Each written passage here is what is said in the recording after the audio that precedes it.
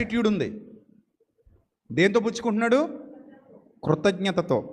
చిన్నది పెట్టినా థ్యాంక్స్ అనాలి. అనాలా వద్దా? థ్యాంక్స్ నేర్పించాలి పిల్లలకు కూడా. చూడండి, కొంతమంది పిల్లలు ఏమైనా ఇచ్చామనుకోండి, ఎవరి కోసం ఇచ్చాడు అన్నట్టు తీసేసుకుని అలా వెళ్ళిపోతుంటాడు. అంటే ఆ లక్షణం ఏంటి? ఎవరి కోసం ఇస్తావు నువ్వు అన్నట్టు. అది దరిద్రపు కొట్టు లక్షణమే కదా. ఇప్పుడు వాడు ఆశిస్తాడా ఆశించడా మనకు అనవసరం. మనం ఏం నేర్పించాలంటే, నాయనా నీకు ఎవరైనా ఏదైనా ఇచ్చినప్పుడు, లేదా నేను నీకు ఇచ్చినప్పుడు, నువ్వు నా దగ్గర తీసుకున్నప్పుడు ఏం చెప్పాలి? నాకు థ్యాంక్స్ చెప్పాలి. భోజనం చేసేటప్పుడు వండిన అమ్మకే, ఇచ్చిన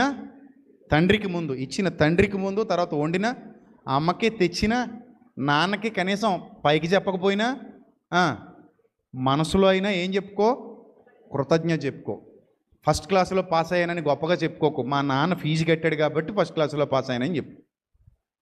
మంచి జింబో ఆడి కండలు